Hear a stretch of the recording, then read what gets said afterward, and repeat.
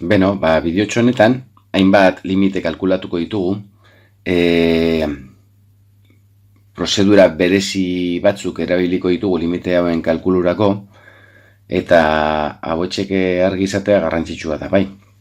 Beno, orduan, az gaitezen, infinitoken infinito moduko limiteak erroak ditugunen, bai. Hemen ditugun hiru adibide hauen bitartez landuko duguna. Orduan, lehenengoa, nik ordezkatuko banu infinito, geratuko litzaidake, bat gehi infinito, bai? Ken infinito, bai?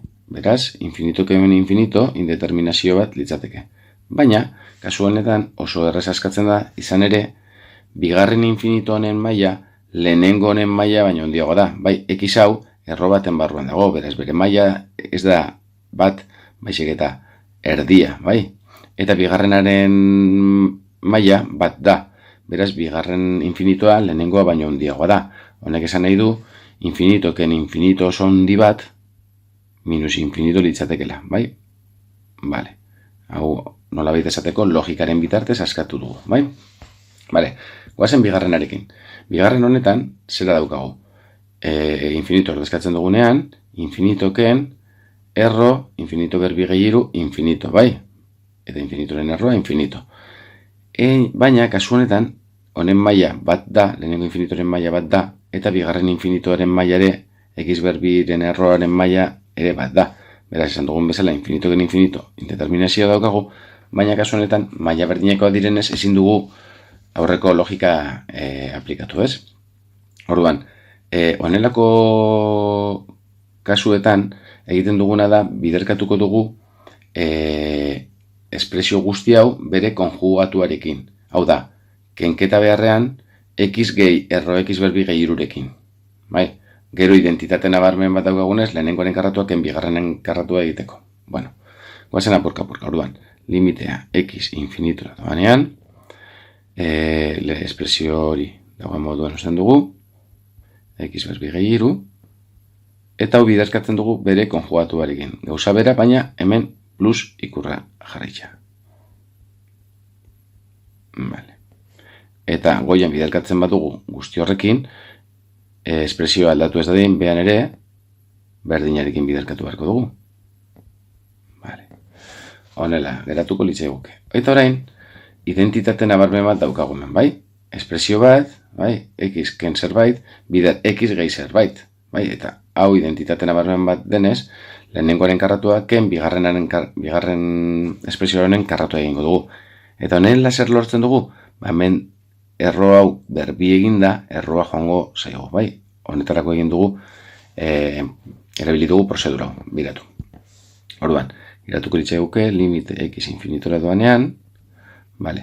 Lehenengo haren karratua, xen karratua, vale, x berbi. X berbi. Ken bigarrenaren karratua. Bigarrena da, erro x berbi gehi hiru. Vale, x berbi gehi hiru guzti horren karratua egiterakoan, bai, erroa karratuarekin joaten denez, geratuko litzaiguke x berbi gehi hiru. Vale, guzti hori zati, bekoa dagoen moduan, x gehi erro x berbi gehi hiru. Vale, jarrai dezagun. Orduan, hemen, x berbi, ken x berbi, joango litzaiguke. Beraz, geratuko litzaiguke bakarrik, minus hiru goian, bai? Vale. Goian orduan, geratuko litzaiguke esan dugun bezala, minus hiru. Vale. Eta bekaldekoa geratuko litzaiguke momentuz dagoen moduan. X gehi, x berbi, gehi hiru, vale. Eta orain, ordezkatuko dugu limitea, infinito x dagoen lekuan, aber zer gertatzen den. Orduan, goian, minus hiru geratuko litzaiguke. Eta behan, ordezkatuz gero infinito gehi erro infinito berbi gehi hiru, hau da, erro infinito dela infinito, beraz infinito gehi infinito, behan infinito geratuko litzaiguke. Zenbaki bat, zati infinito, 0 litzateke. Bai? Gauza bat zati, gauza oso handi bat, limitean 0ra hurbilduko litzateke, ez? Bale, hoxe bigarrena. Guazen orain hirugarrenarekin. Bueno, hemen ere, ordezkatuz gero, x dagoen lekuan infinito, geratuko litzaiguke erro infinito berbi gehi bost, beraz infinito, ken infinito gehi bi dela infinito, bai? Beraz, infinito ken infinito moduko indeterminazioa daukago hemen ere.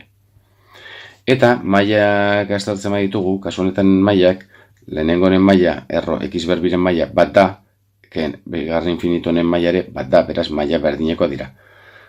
Hau daukagunean, aurrekoan egin dugun bezala, bai, bere konjugatuarekin biderkatuko dugu, bai? Hau da, espresio berdina baina gehi ikurra jarrita. Gero, identitate nabarmen aplikatzerakoan, lehenengoaren karratu hau egiterakoan, erroa berbi, erroa joango litzaigukelakoan, bale? Bale, ordan guazen apurka-apurka. Limite, x infinitora doanean, bale, esan dugun bezala, b goian eta bean biderkatuko dugu bere konjugatuarekin. Markatu. Bale, orduan, bean biderkatzen dut, bere konjugatuarekin, eta goian ere bai. Orduan, goian ez duteten idatziko direktamente, egingo dut goian biderkatzen dudanean, lehenengoren karratua, ken bigarren espresionen karratua. Beraz, geratuko litzaiguke x berbi gehi bost, bai, erroa, joango litzaigukelako berretzaiarekin, ken bigarrenaren karratua, hau da, x gehi biren karratua. Bale, orain, espresio hau garatuko dugu apurtxo bat, bai? Geratuko litzaiguke limite x infinitura doanean, eta hasierako hau x berbi gehi bost dagoen moduan, eta identitate nabarmen hau, orain eragingo dut, bai? Hau litzateke lehenengoaren karratua, baina kontuztena minus bat dukadanez guztiari aldatuko diot zeinua, bale? Orduan, lehenengoaren karratua, x berbi litzateke zeinu aldatuta, minus x berbi.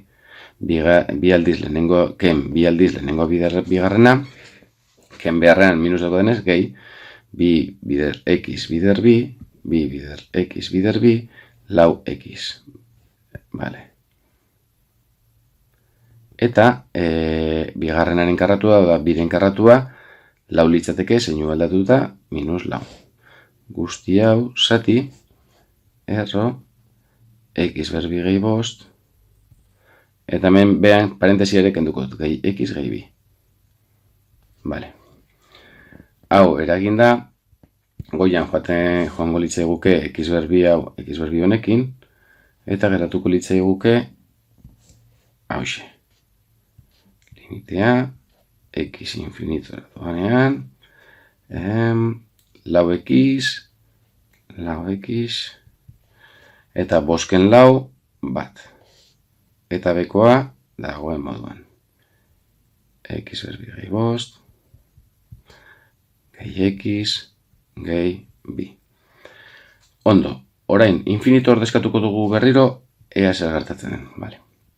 Infinito ordezkatuta goian, lau bider infinito, gehi bat, infinito. Goian infinito. Eta behan, infinito ordezkatuta, infinito berbi gehi bost, infinito horren erroa, infinito. Gehi infinito, gehi bi, infinito. Beraz, infinito zati infinito. Moduko indeterminazioa daukagu. Eta honelako indeterminazioa daukagunean, fijatuko gara goiko eta beko polinomioaren mailetan, bai? Eta goiko polinomioaren maila bat da, eta bekoarena ere bai. Beraz, maila berdinekoa dira. Bai, ze x berbiren erroa, bai, bat da ere maila. Gehi, hemen ere, bale, bat. Ba, honelako egoera daukagunean, maila berdinekoa direlarik goikoa eta bekoa, guztia, zatitu dezakegu beko elementuetan dagoen xaren mailarik handienarekin. Kasu honetan, x-ekin, bai? Ze x berbi erro baten barruan dagoenez, x da ere maila, bale? Horren, zatituko dugu goian eta behan x-ekin, bai? Bale. Eta zera geratuko litzaiguke. Limitea, x infinitoan. Orduan, lehenengoa, lau x zati x, ba, lau. Gehi, bat zati x, hori goian. Eta behan, erro. X berbi, x-a. X-ekin zatitzen dugunen, erro barruan sartzen bat dugu, badakigu x berbi bihurtzen dela. Beraz, geratuko litzaiguke x berbi zati x berbi, bat, eta gero gehi, bos zati x berbi. Guztia gehi, x zati x, bat, eta bi ere zati x, mentxa direzita.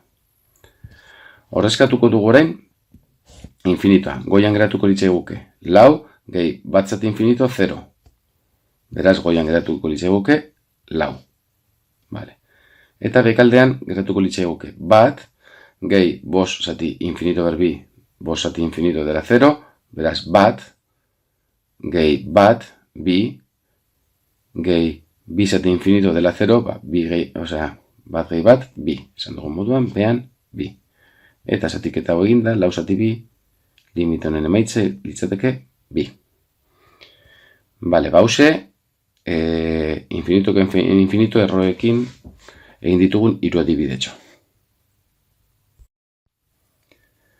Bale, ondoren, hiru adibide honekin, aztertuko ditugu 0 zati 0, bai, moduko indeterminazioak nola ebazten diren, bale? Orduan, lehenengoan x batera doanez, x dago lekuan bat ordezkatuz, eukiko genuke, bat berbi bat ken bat 0 goian, eta bat berbi bat ken bat 0 behan, bai? 0 zati 0 beraz. Eta, honek zer esan nahi du. Bat ordezkatzean goian 0 ematen badit, eta bat ordezkatzean behan ere 0 ematen badit, x ken bat, honen erroa goikoaren eta bekoaren erroa litzatekela.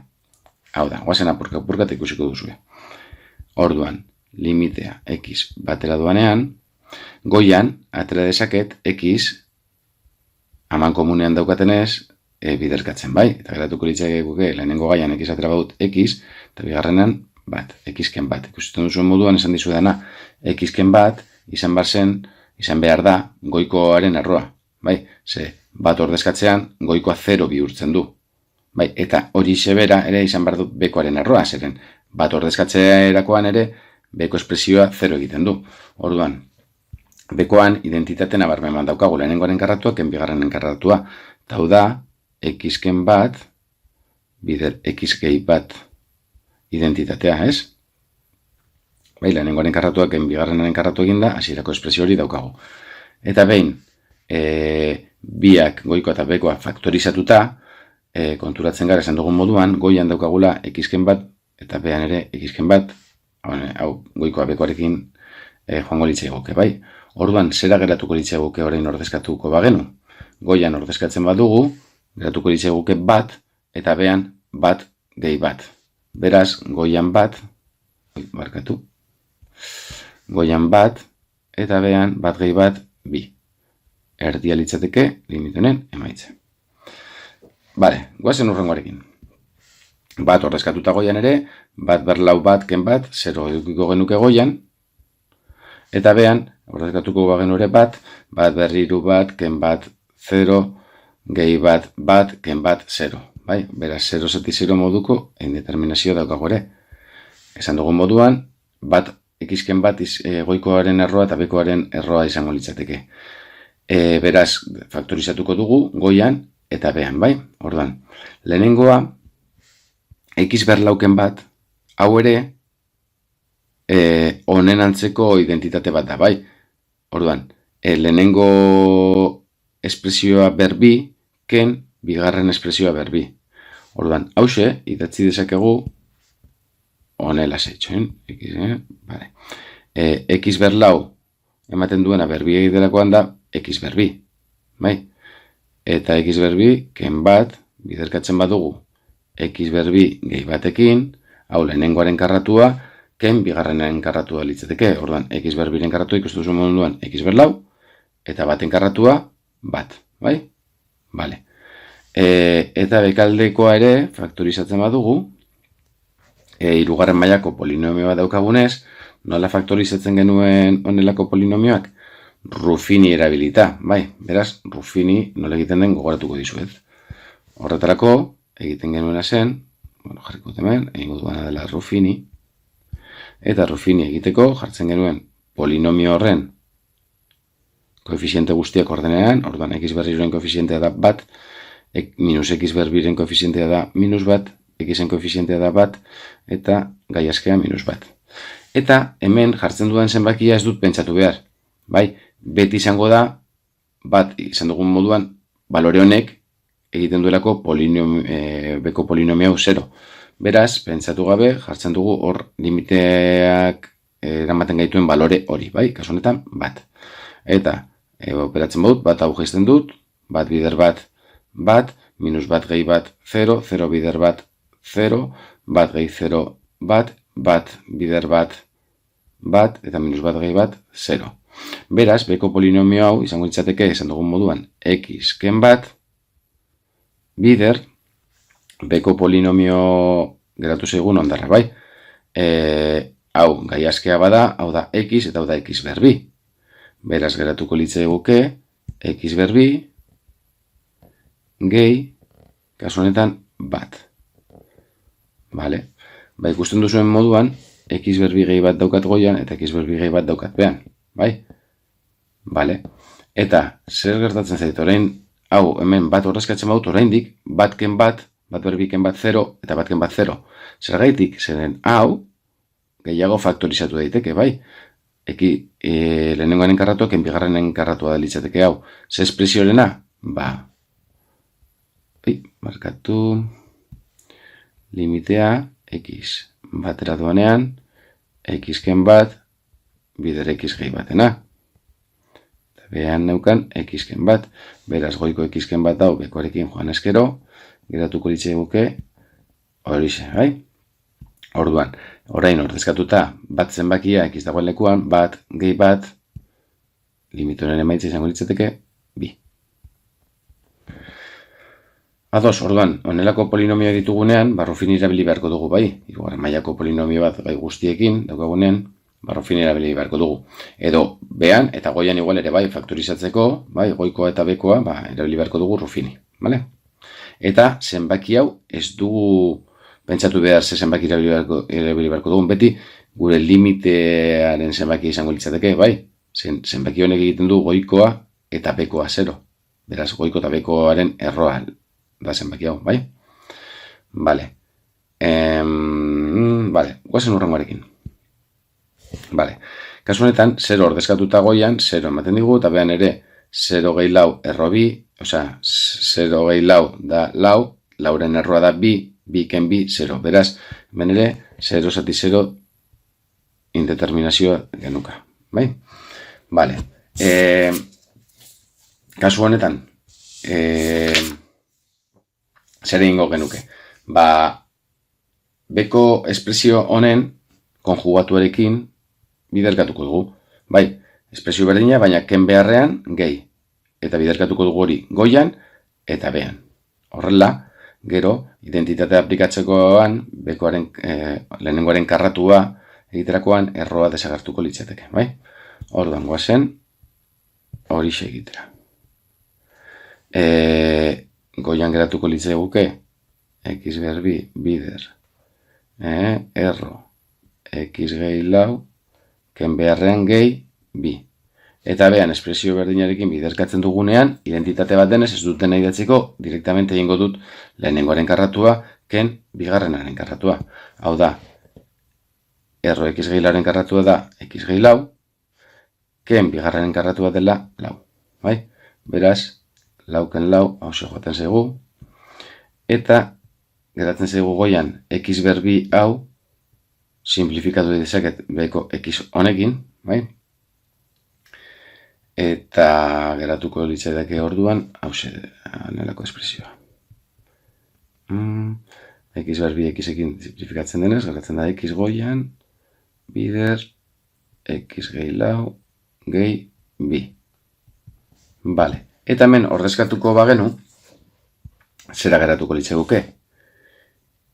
Infinito barkatu, 0, bider, erro 0 gehi lau, hau da erro lau dela bi, bi gehi bi, lau orduan, 0, bider lau, 0.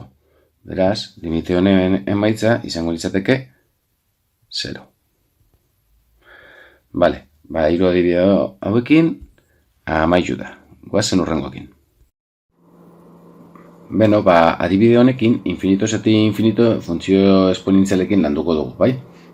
Orduan, guk ordezkatuko bagenu funtzio honetan x dagoen lekuan infinito, geratuko ditzai guke bi ber infinito gehi bat, hau da, bi ber infinito, zenbaki bat ber infinito, infinito da, gehi iru ber infinito, beraz ere infinito gehi infinito, goian infinito, bai? Eta behan ere, zenbaki bat ber infinito, gehi beste zenbaki bat infinito, infinito gehi infinito, infinito, bai? Vale, honelako indeterminazioa ateratzen zaigunean funtzio esponentzialearekin egin behar duguna da zatitu goian eta behan bai, beheko funtzio esponentzial handienarekin, bai? Eta funtzio esponentzialak bai, esponentea edozein funtzio izan da ere, fijatu behar gara jakiteko zein den maila handiagoko funtzio esponentziala oinarrian, bai? Kasu honetan bi berrekiz eta hiru berrekiz, bi hauek konparatuta hiru berrekiz maila handiagokoa da. Beraz, hiru berrekizekin zatitu beharko dugu funtzio osoa goian eta behan, bale? Goazen apurka-apurka. X infinitura, goiko guztia sartituko dugu, x gehi bat zati hiru berrekizekin, gehi hiru x gehi bat ere zatituko dugu hiru berrekizekin, eta behan geratuko litzaiguke bi ber x zati hiru berrekiz, gehi hiru berrekiz zati hiru berrekiz. Bueno, orduan, orain, apurka-apurka, joango gara zatika. Beheko adierazpen hau, bai? Berretzailea berdina denez, adierazi dezaket honela, ez? Barkatu. Limitea aztu zait. Limitea x infinitora doanean. Esan dugun moduan, berretzailea berdina denez, ni jarri dezaket adierazpen hori honela. Bieren, bieren eta guztia ber x, bai? Eta gero hiru berrekiz zati hiru berrekiz bat denez, behan geratuko litzaiake hauxe. Bai? Bale. Eta orain goiko adierazpena. Aterako dut zirriborro bat egingo hemen behan hobetu, bale? Adierazpen hau, hemen behan landuko dut, bai? Orduan, bi ber x gehi bat zati hiru berrekiz, bale, adierazpen hau, goikoa, bai, bi ber x gehi bat da bi ber x bider bi, ez? Bi ber x bider bi. Bai, ez? Zer egiten da oinarriak berdinak direnean? Oinarria uzten da bi eta berretzailea gehitu x gehi bat, bai? Orduan, adierazpenet, hau eta hau gauza bera da. Eta zati hiru berrekiz. Vale. Orduan, hauxe bera, adierazi dezaket, ordenatuta bestela batean, bider, bi berrekiz, zati hiru berrekiz. Vale. Eta, hauxe bera, lehengo adierazpenarekin, antza dauka, bai, hauxe, adieraziko dut lehen bezala, honela, eta geratuko litzaieke orduan, bider, bieren, ber, x. Bai? Bale, orduan, adierazpen hori, hauxe, gora egoko dut, bai? Geratuko litzaieke bider, bieren, ber, x. Bale, eta guazen horien urrengo zatiarekin. Hauxe, ere, hemen behan landuko dut, bai? Hiru berrekiz gehi bat, zati hiru berrekiz, bale. Hiru berrekiz gehi bat, zati hiru berrekiz. Lehen egin dugun moduan, hiru berrekiz gehi bat da hiru berrekiz, bider hiru. Guzti hori zati hiru berrekiz. Beraz, hiru berrekiz hau, hiru berrekiz honekin joaten denez, hau emango liguke hiru. Eta, balore hau, igoko dugu, honaxe gora. Vale, orduan geratuko ditzaigu hemen, barkatu, gehi hiru. Vale, eta orain zera eduki behar duzue kontutan. Nik, infinito ordezkatzen dudanen hemen, geratuko ditzaiake bieren ber infinito, bai? Eta bieren ber infinito zera da, teoria portxo bat gogoratuz, bieren 0 baino, osea, bat baino txikiago da, bai. 0,6 txapela izango litzateke. Eta 0,6 hori infinito aldiz biderkatzen badut, 0,6 bider 0,6 zenbaki txikiago bat aterako zaigu. Eta bider 0,6 oraindik txikiago, azkenean adierazpen hau 0 litzateke. Bai, zen nahi dudana da, bieren denez 0 eta bat artean dagoen zenbaki bat, kasu honetan ber infinito egiten dudanean, bai, zenbaki hori 0, zerbait, bider 0, zerbait geroz da zenbaki txikiagoa emango lidakela, eta azkenean limitean 0 izango litzateke, bai? Beraz, adierazpen hori izango litzateke 0. Orduan, noa orain, baloreak ordezkatzea. Geratuko litzaiguke goian, esan dugun moduan, hau, bieren ber infinito 0 da, bi bider 0, 0, beraz goian geratuko litzaiguke 3, eta behan, lehenengo moduan hau ere, bieren ber infinito 0 da, 0 gehi bat, bat, behan geratuko litzaiguke bat, eta 3 zati bat, kasu honetan, 3 litzateke. Bai, hauxe, limite honen emaitza. Bueno, pasako gara beste adibidetxo bat ikustera. Beno, kasu honetan ikusiko dugu honelako funtzio bat daukagunean, bai, hau da, funtzio bat, berbeste funtzio bat, askatzeko erabilialko dugula zenbakia kontutan hartzen duen espresio bat, bai.